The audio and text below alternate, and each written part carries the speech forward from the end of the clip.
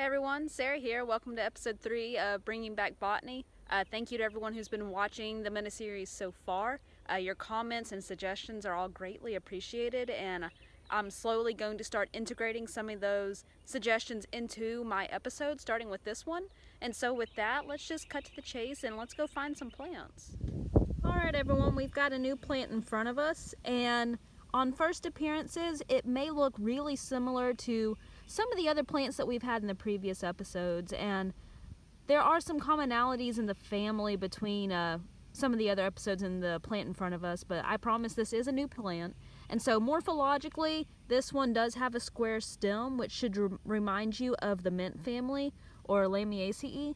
And if you remember back in episode 1 when we looked at lyre leaf sage, you had a similar flower configuration as we do on this new plant. However, the plant that we're looking at today is a plant called Self-Heal, or Prunella vulgaris. It's in the mint family, like I said. It blooms between April and June in this part of the world, and the flower petals are typically the purple to violet or lavender, as we see in this one. If we look at the flower in itself, we can tell that, like the other Lamiaceae that we looked at, it's two-lipped, and the upper lip is going to have 2 lobes and the lower lip's going to have 3 lobes.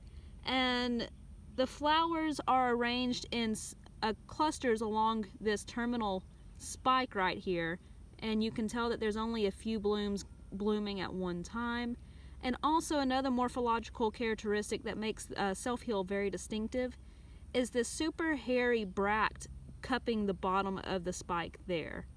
So I'll rotate it so you can see the full enclosure of that bract on the bottom side of the inflorescence. When it comes to the growth habit of Self-Heal, our leaves are going to be occurring opposite on the stem, as you can see below my hand and up by my pointer finger.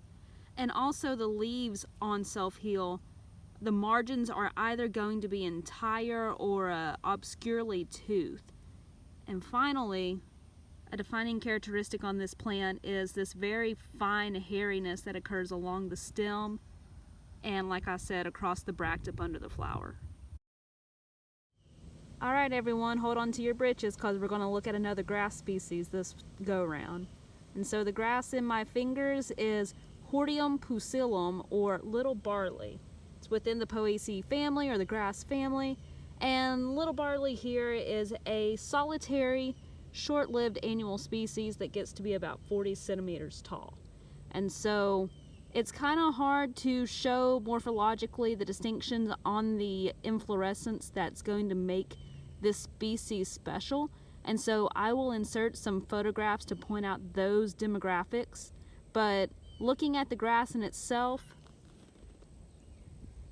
we can see that our inflorescence here is a spicate raceme. And we've got a bunch of what look like little thorns coming up out of the spikelet itself. Those are awns. Lastly, morphologically, you can see that at the bottom of this inflorescence here, we've got a upright growing leaf that kind of looks like it might be surrounding it. And along the stem in itself, you can see that all these leaves are growing in an ascending pattern. And so that's one morphological distinction that will make little barley unique without having to dissect the seed head. This is a close-up of the inflorescence of little barley. Like I said, it's a spicate raceme that can grow up to 8 centimeters long and be 4 to 8 millimeters wide, excluding the awns. The spikelets on this plant are unique in that there are 3 spikelets per node along the spicate raceme. The 2 outside spikelets are going to be pedicellate and neuter, while the central spikelet is sessile and fertile. So the grass has a unique inflorescence that's really distinctive, and the actual structures of the plant inflorescence can be seen while in the field without much difficulty. So that should be some good tips to try to identify it if you're out in the field on your own. Alright everyone, we've got a new plant species in front of us, and this one should be fairly familiar as it occurs pretty widespread throughout the state. So this is wild onion, or Allium canadense. It's in the Liliaceae family, indicating it is a monocot. It is a low, upright, slender plant that comes from a small bulb, such as that one. And so this plant actually lacks stems, and the flowers come up into their inflorescence from a stalk out of that bulb.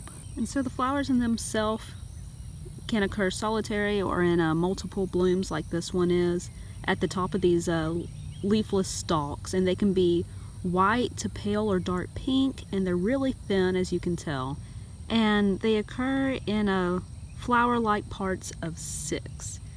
And they're very thin and cupped. And so the stem of wild onion is pretty fleshy, pretty squishy if you squeeze it, and it has that typical aromatic onion smell if you are to break the foliage of any shape and form.